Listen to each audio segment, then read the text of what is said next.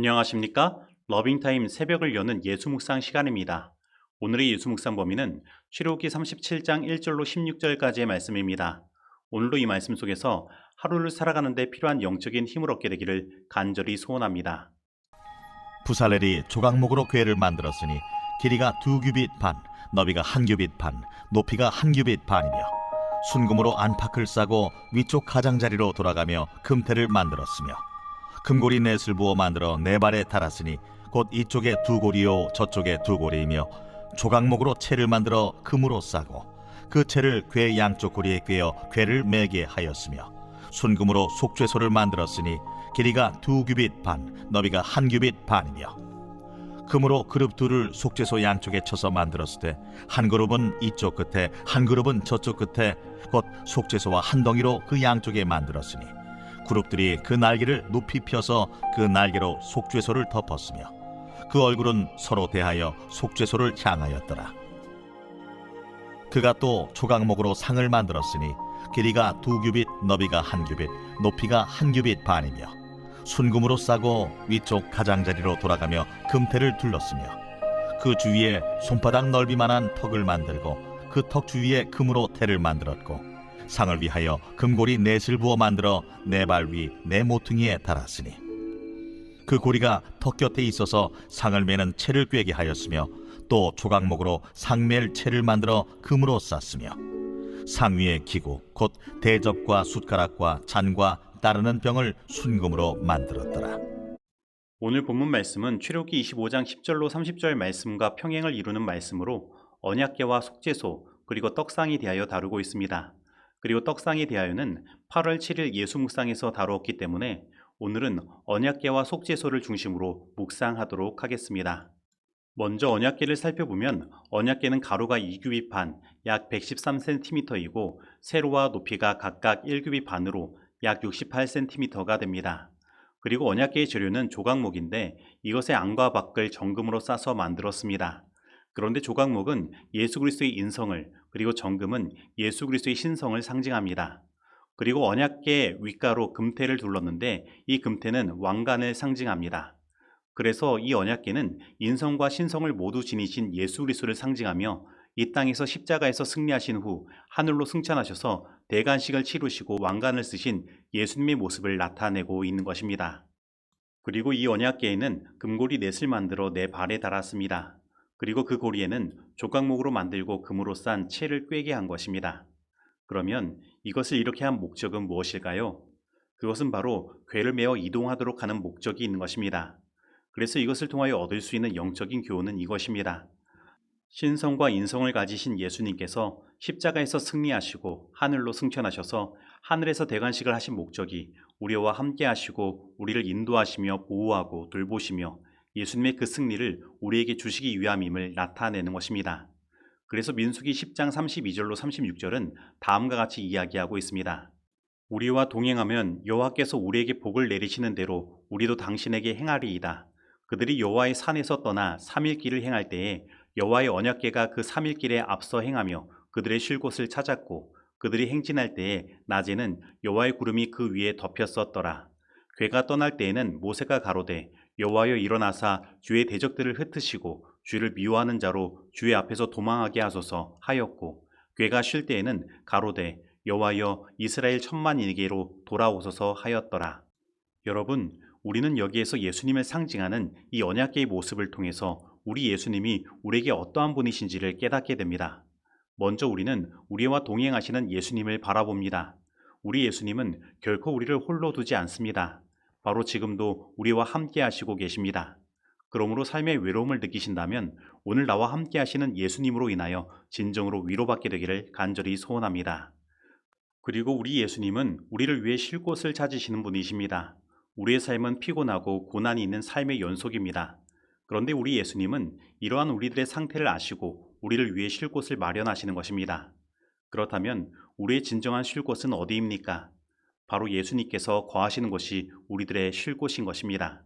그러므로 오늘 삶에 피곤하고 지친 일들이 있다면 우리에게 진정한 쉼을 주시는 예수님께 나아가게 되기를 바랍니다. 그리고 우리는 이 말씀 가운데서 우리를 보호하시는 예수님의 모습을 보게 됩니다. 우리의 삶 가운데 모든 사람이 나의 편이 되어주는 일은 없습니다. 항상 우리의 대적이 존재합니다. 그러나 우리는 그러한 대적을 우리가 스스로 물리칠 필요가 없습니다. 왜냐하면 우리에게는 그 모든 대적을 물리치시고 우리를 보호하시는 예수님이 계시기 때문입니다. 그리고 우리는 여기에서 우리에게 승리를 주시는 예수님을 보게 됩니다. 우리의 삶에는 항상 영적인 전쟁이 있습니다. 그런데 우리 신앙인들이 하는 실수는 나에게 있는 영적인 전쟁을 인간적인 방법으로 풀려고 하는 것입니다. 그리고 그러다 실패하고 상처를 입는 것입니다. 그러나 우리는 항상 기억해야 합니다. 우리 하나님을 믿는 사람들은 영적인 전쟁 가운데 항상 놓여져 있다는 것을 말입니다. 그래서 우리의 승리는 인간적인 방법으로 얻을 수 없습니다. 우리는 우리에게 승리를 주시는 예수님을 의지해야 하는 것입니다. 우리에게 다른 방법이 없는 것입니다.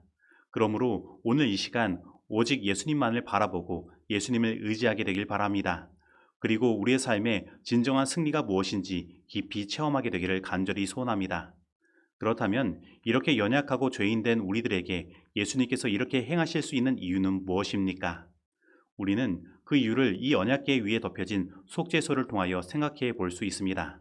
그러면 여러분, 이 언약궤를 덮는 뚜껑을 속죄소라 부르는 이유는 무엇일까요? 네, 그것은 바로 레위기 16장 15절에서 언급하는 것처럼 대속죄일 때 속죄제 염소를 잡아 그 피를 속죄소 위와 앞에 뿌림으로 속죄를 이루었기 때문입니다. 그래서 이것을 정리하면 이 언약궤 안에는 하나님의 율법인 십계명이 들어 있습니다. 그리고 이 율법은 우리의 죄를 드러내고 정죄합니다.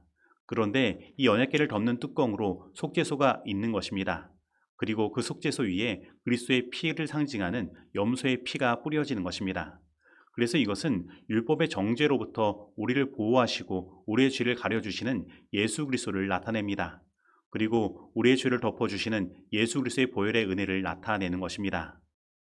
그런데 이 속죄소는 정금으로 만들어졌으며 한 덩어리 금을 쳐서 만든 것입니다. 즉 아무 죄가 없으신 순결하신 예수님께서 치심을 당하심으로 우리에 대한 속죄를 이루신 것입니다.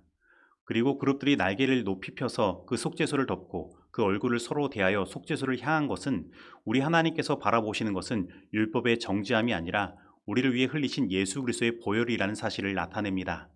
그러므로 우리는 우리 예수님의 이 속죄 사역으로 인하여 우리 하나님께서 바라보시는 것은 우리의 죄가 아니라 예수 그리스도의 보혈이라는 사실을 기억해야 합니다. 그런데 우리는 얼마나 내 자신의 죄를 바라보고 자책하고 그것으로 인하여 괴로워하며 구원에 흔들리고 있습니까? 하지만 여러분, 오늘 우리에게는 우리를 위하여 속죄를 이루신 예수님이 계십니다. 우리 예수님은 지금도 하늘 성소에서 나의 피 하시며 우리를 중보하고 계신 것입니다. 그러므로 오늘 이 예수님을 온전히 믿고 하나님의 은혜의 보좌 앞으로 담대히 나아가게 되기를 간절히 소원합니다. 그런데 이것이 오늘 우리들에게 주는 또 다른 영적인 교훈이 있습니다. 그것은 바로 이것입니다. 너희는 모든 악독과 노함과 분냄과 떠드는 것과 회방하는 것을 모든 악의와 함께 버리고 서로 인자하며 불쌍히 여기며 서로 용서하기를 하나님이 그리스도 안에서 너희를 용서하신 것 같이 하라. 에베소서 4장 31절로 32절 말씀입니다. 즉 우리는 하나님께서 우리를 정죄의 눈빛으로 바라보시는 것이 아니라 예수 그리스도의 그 속죄 사역을 통하여 바라보시고 우리를 용서하신 것처럼 다른 사람들도 그렇게 바라봐야 한다는 것입니다. 그리고 우리도 용서해야 하는 것입니다. 그런데 우리는 우리의 삶 가운데 이렇게 다른 사람을 내 잣대를 가지고 정죄하고 손가락질하고 평가하고 판단하는 실수를 범할 때가 많이 있습니다. 예수님께서 용서하시고 피 흘려주시며 구원하신 그 사람을 내 멋대로 대하며 생각하고 판단할 때가 있는 것입니다. 그러므로 오늘 우리는 우리의 마음과 생각에 그리고 우리의 눈에 예수 그리스도의 보혈을 뿌릴 필요가 있습니다. 우리의 마음 가운데 하나님의 언약궤가 놓이고 하나님의 속죄소가 놓이는 경험을 해야 하는 것입니다. 그리고 진정으로 하나님의 용서하심의 은혜를 경험하고 그렇게 함부로 다른 사람을 평가하고 판단하고 정죄하는 일들에서 벗어나야 하는 것입니다. 그러면 우리는 죄에서 노임을 받는 진정한 자유가 무엇이고 하나님께서 나를 구원하신 그 은혜가 무엇인지 더 깊이 체험하게 될 것입니다. 나는 내 천사가 해야 할 일을 받아가지고 지상으로 가는 것을 보았으며 예수께서는 제사장의 옷을 입으시고 동정어린 눈으로 남은 무리를 지켜보시면서 두 눈을 치켜들고 갖은 연민이 섞인 음성으로 나의 피 아버지, 나의 피, 나의 피, 나의 피 하고 부르짖는 것을 보았다. 그때 예수께서는 자비로운 눈으로 아직 입맞지 않은 남은 무리를 바라보시며 아버지를 향하여 손을 높이 드시고 그의 피로써 그들을 위하여 탄원하셨다.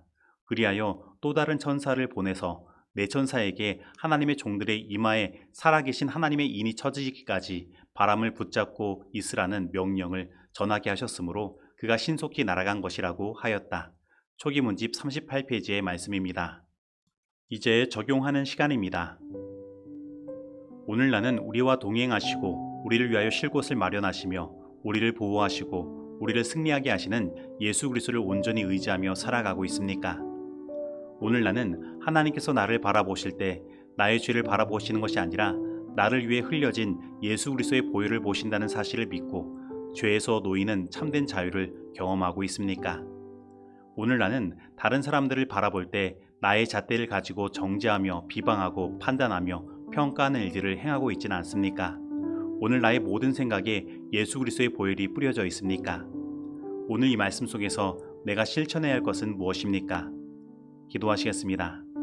하나님 아버지, 죄로 인하여 죽을 수밖에 없는 우리들을 구원하시고 용서하시기 위하여 예수님을 허락하여 주시고 우리를 위하여 십자가에서 보혈의 피를 흘리게 하시니 그 은혜에 너무나 감사드립니다.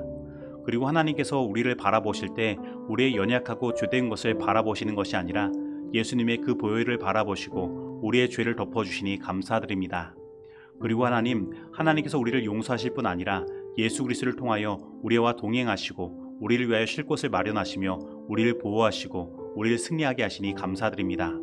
하나님 아버지, 오늘 우리로 하여금 예수 그리스도를 의지하여 하나님의 은혜의 보좌 앞으로 나아가게 하여 주시고 죄에서 온전히 승리하여 참된 자유를 누릴 수 있도록 인도하여 주옵소서. 그리고 우리의 모든 생각과 판단에도 예수 그리스도의 보혈이 뿌려져 다른 사람을 정죄하고 비방하고 판단하고 평가하는 모든 일에서 벗어나 우리의 삶에 참된 천국을 경험하게 하여 주시옵소서. 예수님의 이름으로 기도드립니다. 아멘.